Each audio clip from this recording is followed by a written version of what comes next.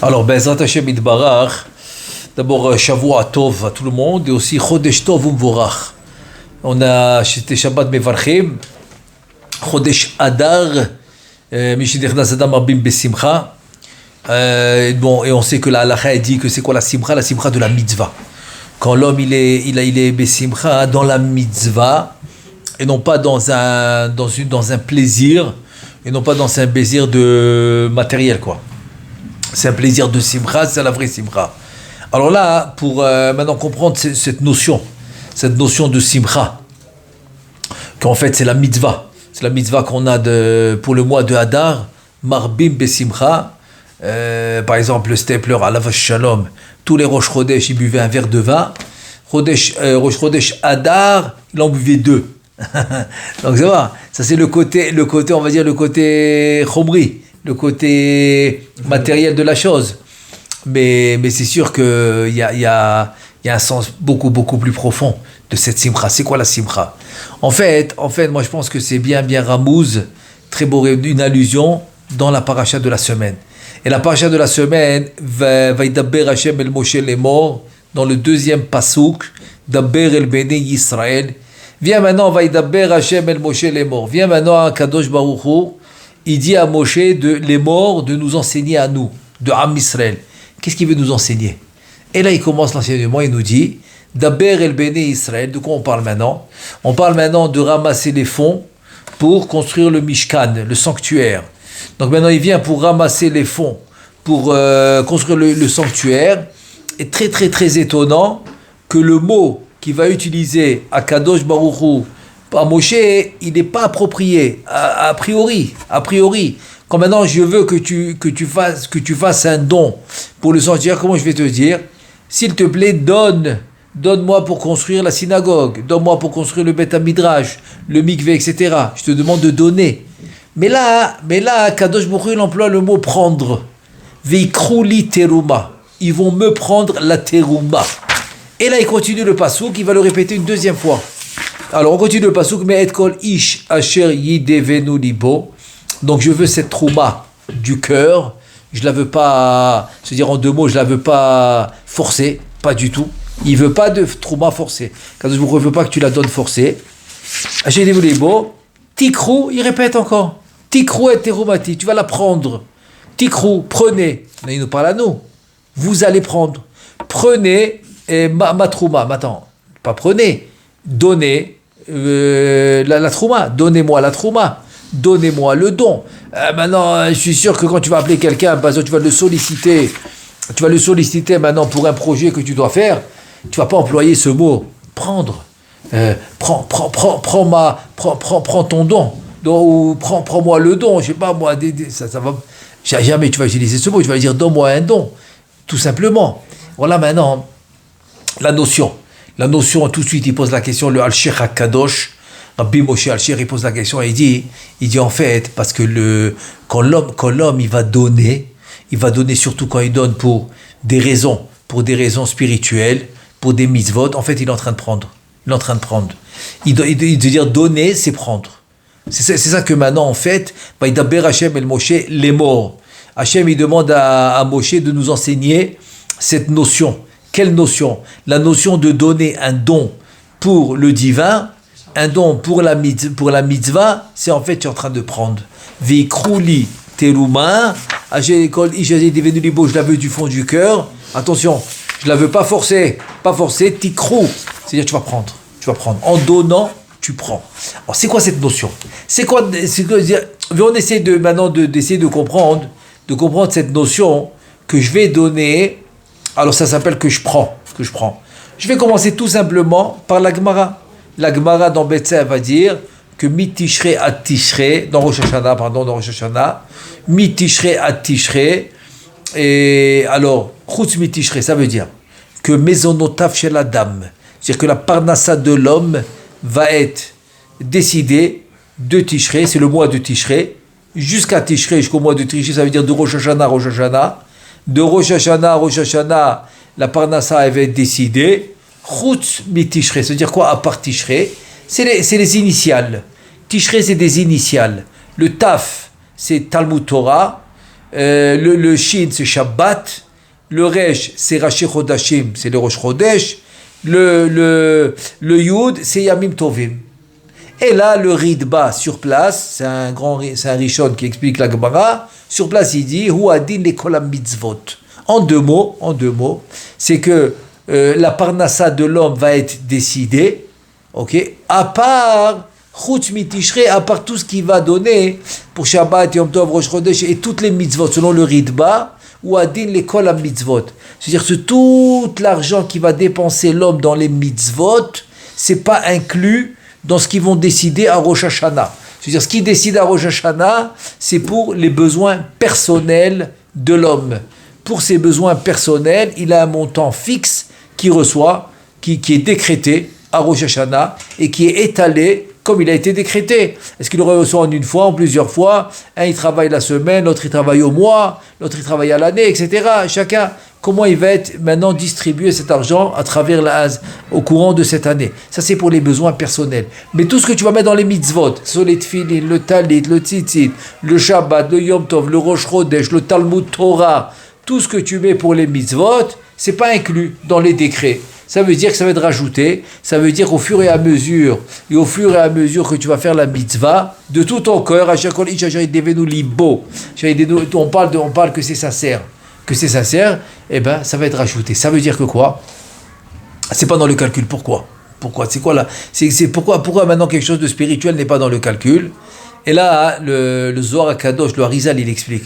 Au nom du Zohar HaKadosh, il dit parce qu'en fait, quand tu donnes quelque chose au divin, quand tu donnes dans le spirituel, en fait, qu'est-ce que tu fais? Tu ouvres un tuyau.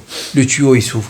Et quand le tuyau, il s'ouvre, alors le Shefa, il peut descendre d'en haut. Ça veut dire qu'il y a une connexion directe et quotidienne entre l'homme et le Créateur.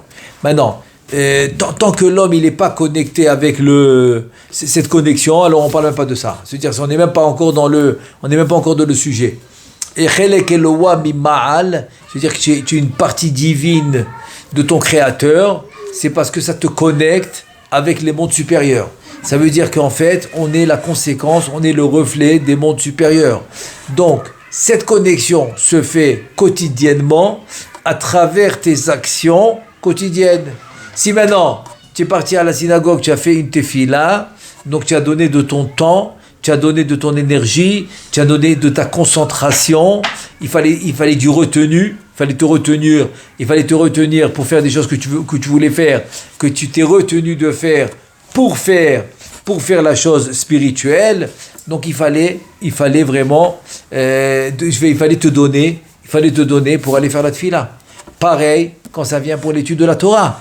Il ne faut pas faire attention maintenant aux appels que tu reçois, parce qu'il faut écouter le cours, parce qu'il faut suivre le cours, il faut étudier maintenant la Torah. Donc tout ça, ça s'appelle donner au divin. Quand maintenant, tu vas pour acheter des téphilines, tu peux aller à n'importe quel magasin et chercher le moins cher, non. Tu vas vérifier que tu achètes les bonnes téphilines, kasher, la cacheroute, vérifier comme il faut, etc. Donc tu te donnes encore du temps pour vérifier tout ça, et aussi ça coûte plus cher, évidemment. Des téphilines vérifiées, ça coûte pas les téphilines qui sont pas vérifiées, vendues n'importe comment, par exemple. Donc ça aussi, tout ça, c'est des dons. Maintenant, tout ce que tu donnes, c'est pas dans le calcul de ta parnassa, ça va être rajouté. Si tu as décidé d'acheter maintenant des téphilines plus Mehouda, même si c'est pas dans ton budget, eh ben ce budget va grandir parce que c'est quelque chose qui faisait pas partie du budget que tu as reçu annuellement, que tu reçois annuellement lors du jugement de Rosh Hashanah. Très bien. Donc ça veut dire que quoi? Ça veut dire que chaque fois que tu vas donner, que tu vas investir, le tuyau va s'ouvrir. C'est-à-dire que tu es en train d'ouvrir un tuyau. C'est quoi ce tuyau? D'abord, on a les 100 tuyaux que l'homme il a dans la naissance, c'est les brachot. D'abord, c'est les brachot. C'est que pour qu'on a 100 brachot minimum qu'on doit faire par jour, c'est 100 tuyaux qu'on doit se connecter avec le haut. C'est quoi? C'est les 10 sphirotes. Chaque sphira, c'est 10. 10 fois 10, ça fait un ensemble de 100. Donc, c'est les 100 sphirotes. 10 fois 10, c'est les 100 sphirotes qu'on a besoin d'être connectés quotidiennement. Maintenant, si je résume tout ça en général, donc je peux le résumer en un tuyau. Et donc ça va devenir mon tuyau. Donc chaque fois que je vais donner quelque chose pour la divinité, je me connecte à ce tuyau, parce qu'en fait, je suis aussi en train de préparer mon Olam Haba, je suis en train de le préparer en faisant ce que je fais. Je prépare Be'ezrat Hashem le Olam Haba. Comment je le prépare? Eh bien justement, en investissant, si c'est pas par rapport à mes efforts, si c'est par rapport à l'argent que je vais sortir maintenant pour les mitzvot, si c'est par rapport on va dire le retenu que j'aurai, etc. Très bien. Donc ça c'est le concept. C'est rien que pour comprendre le concept de Veikru, c'est de prendre. C'est-à-dire quand tu donnes, spirituellement, quand tu donnes, tu prends. C'est pas quelque chose que Chas v'Shalom tu peux perdre. Jamais tu peux perdre en donnant. Et c'est un concept que Akadosh Baruch Hu, il faut savoir. J'ouvre une parenthèse, parce que c'est un concept qu'Akadosh Baruch Hu, il a intégré dans son monde. Comme c'est le créateur de tout le monde entier, donc c'est lui qui l'a intégré. C'est pour cela, pourquoi je dis ça? C'est rien qu'une parenthèse que je fais, que même si maintenant, chez les Goïm par exemple, ils auront cette mida de donner, donc il y aura la conséquence positive, automatique. Et si Chas v'Shalom c'est le contraire, s'ils sont cruels, il y aura la conséquence d'être cruel. Et sur eux, par exemple, la cruauté va retomber sur eux, etc. Pour vous dire que c'est un système qui a été mis en place. Donc à plus forte raison, Chelek Elo Amimal, à plus forte raison qu'on va parler d'un spirituellement, que c'est évident que la conséquence va être directe par rapport à l'action. Voilà, c'est rien que d'abord pour commencer par cette notion de Veikru. C'est-à-dire en fait dans la spiritualité, il n'y a pas le lien de donner. De donner, c'est prendre. C'est-à-dire qu'avec le Créateur, il a créé le monde, les Hétiv, pour faire le bien, pour donner. Donc même ce que toi tu penses que tu lui donnes, en fait, tu es en train de prendre. Voilà, en fait, tu es en train de prendre. Tu penses que tu lui donnes, mais tu prends. Très bien, ça c'est le Veikru Teruma. Maintenant, quel rapport avec le Hadar? Kol mi shenirnas Hadar marbim besimcha. Alors en fait, le rapport c'est le suivant. C'est que, viens maintenant, il te dit, c'est quoi Hadar? Hadar rachetevot Aleph Dar. C'est quoi Aleph Dar? Aleph, c'est Aloufo Shel Olam. C'est-à-dire que la notion de Hadar qui va clôturer la fin des 12 mois, parce que le mois il commence en Nissan, comme la Torah nous dit, Achodesh Azelachem Rosh Chodashim, les Chodshei Hashana. Donc Nissan va être le premier mois des 12, le dernier des 12 c'est Hadar. Donc vient Hadar clôturer les 12. Et le Rachetevot Hadar, c'est Aleph Dar, c'est Aloufo Shel Olam Dar. Que maintenant tu as compris que Aloufo Shel Olam c'est le créateur du monde, Idar il habite. Il habite en toi, il habite là où tu es, il habite dans le monde. C'est pour ça que tu ne dis pas que le Kadosh Baruch Hu, il tient un endroit, où Tofes Makom. Et qu'est-ce que tu dis? Mais ou Mekomo Shel Olam. Tu dis que Kadosh Baruch Hu, c'est le Makom, c'est le Mekomo Shel Olam, c'est le Makom lui-même. Tu dis là où tu te situes, c'est lui, c'est le Aleph Dar, c'est le Aloufo Shel Olam. Alors là maintenant, c'est la notion que Be'ezrat Hashem, que je vais expliquer, comme ça on pourra comprendre aussi les Nissim de Purim, Be'ezrat Hashem, qui sont en Hadar, etc. C'est la notion de Aleph Dar. Aloufo Shel Olam, c'est le créateur spirituel, ok? Donc c'est le Eloka, c'est le spirituel. Dar, il habite. Très bien. Dès qu'on a compris cette notion de Aleph Dar, alors maintenant on doit l'appliquer dans le quotidien. Parce qu'on voit bien que dans la Megillat Esther, tout était d'une manière teva, d'une manière naturelle. Tout s'est passé, c'est des événements, un après l'autre. Vashti, elle a refusé, donc elle a eu la peine de mort. Après, il a fallu chercher une autre reine. Esther a été choisie. Ensuite, elle est devenue la reine. Et donc, après Aman qui était orgueilleux, il a eu la première position de tous les ministres, donc il a profité pour essayer de faire, d'anéantir le Ham d'Israël. Achashverosh qui lui donne sa bague, qu'il est d'accord, comme la Gemara a dit, les deux ils voulaient, rien qu'un il attendait l'autre en 2 mots. Donc les deux ils sont d'accord. Apparemment, c'est tout un déroulement naturel.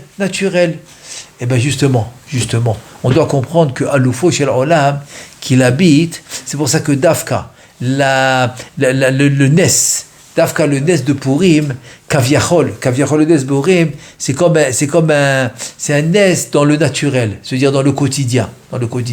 Et là, maintenant, on va voir que finalement, le but de l'homme, c'est de retrouver cette force spirituelle dans le quotidien.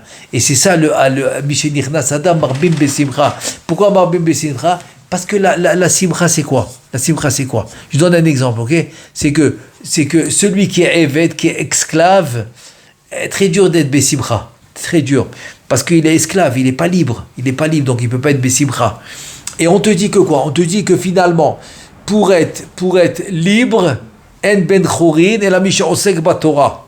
Tu veux être libre, va étudier la Torah.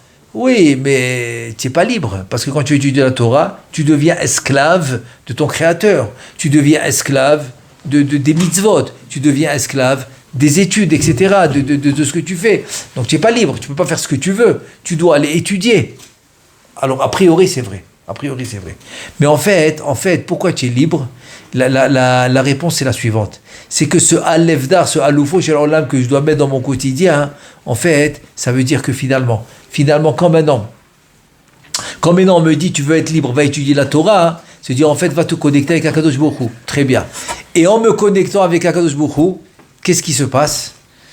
Alors Rabbi, comme on a vu dans la Gemara, c'est qu'en fait, on comprend que finalement, toute la galaxie, c'est-à-dire que ce soit le ciel, le soleil, la lune, les étoiles, les planètes, tout, se fait diriger par une force élokute, par une force spirituelle. Se dire en deux mots, c'est en allant étudier la Torah, finalement, je découvre la force ultime qui s'appelle le Ein Sof Baruch Hu, c'est le Créateur, c'est le Ma'atzil. Donc je découvre que c'est lui en fait le moteur, et c'est lui qui alimente toute la création du début à la fin. Quand je dis du début à la fin, c'est du début à la fin. C'est-à-dire que, comme je donne un exemple à chaque fois, même la table qui est d'Omem, si elle tient, c'est parce qu'il y a un nitzot, il y a une étincelle de sainteté qui est dedans, qui la fait tenir et qui donne la forme qu'elle a. Sinon, elle serait en poussière. Elle serait mamache en poussière. Si elle a la forme qu'elle a, c'est parce que il y a cette étincelle de sainteté qui la fait tenir. Le mur qui tient, c'est la même chose. Oui, mais tu as amené un camion, tu as amené le ciment. Oui, ça c'est la ishtadlut que tu devais faire. Mais c'est le nitzot, c'est la spiritualité, c'est le Ein Sof en deux mots. C'est une étincelle du Ein Sof qui va faire tenir le mur, l'immeuble, 300 étages, etc. Il n'y a que lui. Donc en fait, c'est quoi? En fait, quand il te dit la liberté, c'est quoi? La liberté, c'est de venir découvrir qu'il y a une seule force qui s'appelle le Ein Sof, une seule force, que cette force qui va faire vivre tout. Et c'est celle-là que finalement, tu te soumets à cette force-là. Donc dès que tu te soumets à cette force-là, il te dit tu obtiens la liberté. Ça veut dire que quoi? Ça veut dire que la liberté finalement c'est quoi? La liberté finalement c'est de se détacher de toutes les forces intermédiaires. Voilà, c'est ça la avdout. C'est ça l'esclavage. L'esclavage, c'est que je suis soumis aux forces intermédiaires. Ça veut dire que maintenant, j'ai peur de mon patron qui me renvoie parce que c'est lui qui me donne la parnassa. Ça s'appelle une force intermédiaire. La parnassa, c'est Akadosh Baruch Hu qui me la donne. Donc, j'ai aucune raison d'avoir peur de lui. Par exemple, maintenant, je vais essayer de plaire même au goy parce que je veux faire des affaires avec lui. Donc, c'est-à-dire que je suis esclave à l'intermédiaire. Le goy, c'est un intermédiaire. La parnassa, c'est Hachem qui la donne, etc. Toutes les actions que je fais dans ce monde, c'est en deux mots, je me fie à l'intermédiaire. Et comme je me fie à l'intermédiaire, c'est ça l'esclavage. L'esclavage, c'est quoi? C'est de se soumettre, d'être soumis à l'intermédiaire. Et c'est quoi la liberté? La liberté, c'est se détacher de cette soumission. Je suis plus soumis à l'intermédiaire, je suis soumis au Ein Sof. Je suis soumis à la force ultime qui s'appelle le Ein Sof, qui est mon créateur, qui a tout créé. C'est ça, En Adam Ben Chorin, et la Misha Osek Batorah. Parce qu'à travers la Torah, tu te détaches de l'intermédiaire. Tu te détaches de lui. Et c'est exactement Avodah Zara. Avodah Zara, c'est le contraire. C'est exactement le contraire. C'est t'attacher à l'intermédiaire. Voilà, c'est ça. C'est ça maintenant. C'est ça la vraie liberté. C'est ça la vraie liberté. Donc, comme maintenant, Akadosh Baruch Hu, il vient, il demande un don pour le sanctuaire. Et c'est quoi le sanctuaire? Le Mishkan. Ve'asu li Mishkan ve'shachanti betocham. Attends, pour au pluriel. Mishkan, c'est au singulier. Donc, je vais résider en lui. Ve'shachanti betocho. Betocho lo ne'ema. Pourquoi c'est pas dit comme ça? Je fais le sanctuaire au singulier. Ve'shachanti betocho au singulier. Ça va bien? Non, je vais faire le sanctuaire au singulier. Shachanti betocham à l'intérieur d'eux au pluriel. Pourquoi? Belev kol echad ve'echad. Et c'est ce qui dit la Torah. C'est ce qui dit Chachamim. Chachamim, il dit ce changement de singulier et pluriel pour dire qu'il va être dans le cœur de chacun. C'est pour ça qu'après il dit Asher idevenu libo. C'est quoi Asher idevenu libo? C'est parce que bon, je cherche ton cœur. Rahamana li babai. Qu'est-ce qu'elle veut la Torah, hein? Rahamana, c'est aussi la Torah, c'est aussi Akadosh Baruch Hu. Qu'est-ce qu'il veut Akadosh Baruch Hu de ton cœur? Qu'est-ce qu'il veut? Il veut une chose. Ton cœur, c'est la sensibilité. C'est l'émotion. C'est le cœur, c'est la sensibilité, l'émotion. L'émotion, c'est le cœur. Il veut savoir, ton émotion, il est à l'intermédiaire ou il est au Ein-Sof, au Créateur. C'est ça qu'il veut savoir. C'est ça qu'il veut savoir. Donc finalement, tout ce qu'on cherche, c'est quoi? C'est comme... Je donne un exemple. Il vient de Chachamim, il te dit Divrei Emet Nikarim. Comment tu sais qu'il dit la vérité? Tu me dis non, Divrei Emet Nikarim. C'est-à-dire quoi? Les paroles Emet, ils se reconnaissent. Pourquoi? Parce que tu vois qu'il est sincère. Quand tu vois qu'il est sincère, donc c'est le cœur qui parle. C'est le cœur qui parle, donc donc le Divrei Emet, qui est le cœur, Titen Emet Le'akov, en piv velibo shavin, sa bouche et son cœur, ils sont égales. Il va pas dire quelque chose, il pense autre chose. Ou il va pas penser quelque chose, il dit autre chose, etc. Non, ce qu'il pense, il le dit. Ce qu'il dit, il le pense vraiment. Ce qu'il dit, il le pense vraiment. Donc c'est ça la liberté. La liberté, en fait, c'est quoi? Ne pas être risqué. C'est quoi la liberté? La liberté, en fait, c'est de se détacher de l'intermédiaire. L'intermédiaire, en fait, c'est ça l'esclavage. Ça, l'esclavage, c'est quand l'homme, il a peur de l'intermédiaire. Mais non, c'est pour ça. C'est pour ça qu'il vient à Kadosh Baruch Hu, il dit Avadahem, velo avadim la avadim. Les avadai, c'est-à-dire c'est mes serviteurs à moi.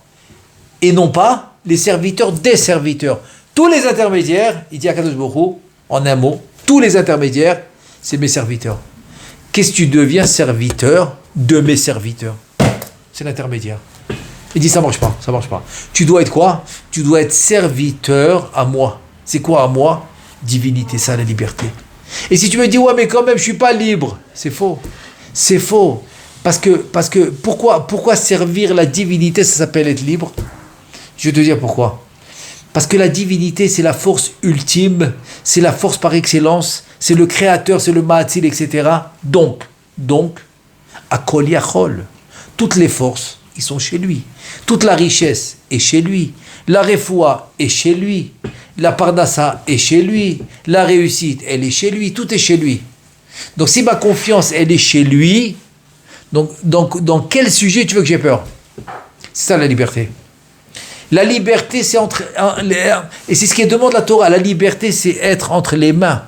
La liberté, c'est être entre les mains de quelqu'un, ok, sur qui tu peux compter à tous les niveaux, et donc tu peux être tranquille. Voilà, tu peux être tranquille. Tu peux être tranquille dans le sens que tu vas jamais t'inquiéter. Tu vas pas paniquer. Tu vas pas maintenant, je sais pas, par exemple, que si par exemple maintenant tu comptais sur une affaire, et tu pensais l'affaire, donc c'est ça qui allait te faire, par exemple, te faire gagner l'argent que tu as besoin ce mois, et finalement tu fais pas l'affaire. L'affaire n'a pas marché. Donc tu n'as pas peur. Tu n'as pas peur maintenant quand je vais finir le mois. Tu n'as pas peur. Pourquoi tu n'as pas peur? Parce que l'affaire, c'est l'intermédiaire. Mais moi, j'ai confiance à la source. J'ai confiance au Ein-Sof. Arbe shluchim la makom. Si ça n'a pas été réussi de cette manière, eh ben ça va être réussi d'une autre manière. Quelle différence? Qu'est-ce que ça me dérange de quelle manière? C'est-à-dire en deux mots, la tristesse et la joie, elle se définit comme ça. Que la tristesse, c'est quoi? La tristesse, c'est quoi? C'est que je me suis en deux mots, je me suis fait des définitions de réussite, je me suis fait des je sais pas moi, toutes sortes de théories, que comme ça doit être, et dès que mes théories, ils marchent pas, je suis triste. C'est-à-dire qu'en deux mots, je suis triste et je suis déçu. Je suis déçu de moi et aussi je suis déçu de mon entourage par rapport à moi. Parce que je les ai imaginés d'une certaine manière, je les ai définis d'une certaine manière. Ça c'est la tristesse. Ça c'est la hatzvout, c'est la tristesse. Alors que la simcha c'est quoi? C'est que ça ne change pas. Ça ne change pas la réussite que je vois dans mes yeux matériels, elle ne change rien du tout. Parce que pourquoi? Parce que moi j'ai confiance en la lumière. Donc c'est elle qui décide. C'est la lumière, se dire en deux mots, c'est quoi? C'est que le Ein Sof, le créateur, c'est lui qui va décider ma réussite. Donc, dès qu'il va décider ce qu'il va décider, donc ce que je reçois, c'est une conséquence de sa décision. C'est sûr que je vais faire toute la ishtadlout qu'il faut. C'est sûr que je vais faire tout ce qu'il faut. Mais en fait, c'est quoi? En fait, c'est ça. C'est que maintenant, se dire, j'ai tellement confiance en lui que tout ce qu'il va faire, je suis content. Et ça, je vous l'avais dit. Souvent, c'est pas grave, on va le rappeler. Il dit, c'est un pshat chassidi sur le pasuk qu'on va lire 2 jours d'affilée. On va lire le Bezrat Hashem, le Hallel. Et là-bas, on a dit, Zehayom asa Adonai nagila venisfechabo. Qu'est-ce qu'il dit David Ameller? Ce jour, c'est Hashem qui l'a fait, on va être content. Ça veut dire, si toi tu sais que ce jour, c'est Hashem qui l'a composé, donc tout ce qui t'arrive ce jour-là, c'est Hashem qui l'a fait, Nagila venis bechabo, tu n'as aucun problème. Tu peux être content. Mais si maintenant, tu n'es pas convaincu que c'est Hashem qui a fait ce jour, et donc tu es énervé contre l'intermédiaire, alors le Nagila venis bechabo, il tombe à l'eau. Il ne marche plus. Il n'y a plus la suite. Parce que si tu n'as pas le début, Zayom Asa Hashem, c'est Hashem qui l'a fait, donc Nagila venis bechabo, il n'est pas là. Il n'est pas là. Donc c'est pour ça. C'est pour ça que finalement, c'est ça. C'est pour ça que la Torah vient et te dit non. Quand tu donnes à la divinité, et tu te donnes complètement. Quand je dis quand tu donnes complètement, c'est-à-dire que tu es soumis complètement à la divinité, c'est en fait tu es en train de prendre. Qu'est-ce que tu prends? Tu prends la liberté, tu prends la réussite, tu prends la parnassa, tu prends la refoua, tu prends la guérison, tu prends tout. Tu prends tout. Pourquoi tu prends tout? Parce que tu arrives à la bonne adresse. Tout est là-bas. Moi, je pense que c'est une notion extraordinaire. Mais comme on dit, il faut être dans le jeu. Et c'est quoi le jeu? Alors là, je vais finir avec un machal que j'ai dit vendredi soir. Et ce matin, je l'ai redit, un machal, moi je crois que ça vaut le coup. Ce machal extraordinaire. Et donc le machal, c'est le suivant. C'est que tout le monde sait que les Admour et que les Chassidim, quand leur enfant il fait par exemple la bar mitzvah, même un khatan, etc., tout à fait normal que le chassid il va chez son rav, c'est le admor. Il va chez le admor, il prend une bracha pour son fils qui fait la bar mitzvah. Très bien. Il vient pour prendre la bracha de son fils qui fait la bar mitzvah. Tout à fait normal. Il le bénit et tout. Maintenant le fils, il s'attend pas à la question du admor. Qu'est-ce qu'il lui dit le admor? Il lui dit, est-ce que toi tu aimes le... On va, rien que pour exemple, quoi. Comme exemple, je vais prendre l'exemple du par exemple, je sais pas moi, du match de foot. Allez, le foot. Alors après, il va lui demander, est-ce que tu aimes cette équipe ou tu aimes cette équipe? D'accord? Après, il va commencer à dire, ok. L'enfant, il comprend pas, mais bon, le Hadmour, il lui demande la question, il répond. Il lui demande la question, il répond. Ouais, moi j'aime cette équipe, ou j'aime cette équipe, etc. Il continue. Après, il dit, est-ce que ça t'est déjà arrivé? Est-ce que ton père aussi? Ouais, des fois, il m'amène regarder le match de cette équipe ou cette équipe, etc. Et il continue comme ça. Bon, l'enfant, il comprend pas, mais bon, il répond. Le Hadmour lui pose la question. Très bien. Et après, il lui dit, dis-moi, est-ce que ça t'est déjà arrivé de voir un spectacle de ces 2 équipes qui jouent? Il dit, oui, justement, la semaine dernière, j'étais avec mon père, il m'a amené, on a regardé les équipes. Est-ce que l'équipe que tu aimes, comment ça s'est passé? Très mal. L'équipe que j'aime, elle perdait. Et quand à un certain moment j'ai vu que j'étais déçu parce que impossible, même si je reste jusqu'à la fin du match, impossible qu'elle gagne. Donc je voyais qu'elle perdait. Donc j'étais tellement déçu, je me suis levé, je suis parti. Ok. Est-ce que quand toi tu es parti, tu es le spectateur? Est-ce que quand toi tu es parti en tant que spectateur, est-ce que les joueurs, ils sont partis aussi? Le dit, non, attends, les joueurs ils peuvent pas partir. Ils doivent rester jusqu'à la fin. Alors il lui dit, écoute, c'est exactement le message que je voulais te donner le jour de ta bar mitzvah. Est-ce que tu t'appelles un spectateur ou tu t'appelles un joueur? C'est-à-dire que le Am Israël, ça s'appelle les joueurs. C'est pour ça que le monde entier, Ils sont considérés comme des spectateurs. Des spectateurs qui regardent les joueurs. C'est pour ça qu'ils se permettent de dire ce qu'ils veulent. Et même si on est, dans la carte du monde, on est insignifiant, on devient les joueurs. On devient les héros. Et ils disent là ce qu'ils veulent. C'est-à-dire qu'en 2 mots, c'est ça. C'est que le spectateur, il peut dire ce qu'il veut. Il n'est pas dans le jeu. Il n'est pas dans le jeu, il ne comprend même pas ce qui se passe. Il pense qu'il comprend parce que je ne sais pas quoi. Non, c'est faux. Pas du tout. Alors que le joueur, il sait ce qui se passe. Il sait qu'il ne pouvait pas faire autrement. Il sait ce qui... Même à la difficulté, il continue jusqu'à la fin.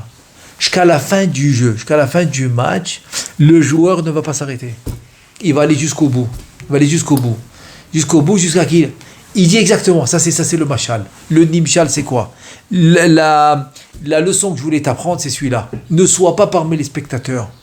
Et surtout si tu fais partie de Am Israël. Ne fais pas partie du spectateur, que le spectateur, qu'est-ce qu'il fait? Il regarde et il s'en va quand il veut. Non, tu fais partie du joueur qui quitte jamais le jeu. Donc le jeu, c'est quoi? C'est toujours chercher Elokut, toujours chercher la divinité et ne jamais t'arrêter, reste dans le jeu. Ok, c'est vrai que des fois tu reçois des claques, mais tu restes dans le jeu. Le joueur, il reçoit des claques, et il se relève et continue. Il n'a pas le choix, il doit aller jusqu'au bout. Or toi aussi, va jusqu'au bout. Ok, tu n'as pas compris, j'ai compris, tu n'as pas compris, ce que tu veux. C'est difficile, mais tu es conscient que tu es soumis au End-Sof, donc tu es libre. Donc si tu es libre, ne t'inquiète pas. Surmonte les difficultés, et bien Zat Hashem reste dans le jeu. Ne quitte jamais le jeu, et c'est comme ça. Ça, c'est la vraie réussite. Hashem Izakenu, Amen ve Amen.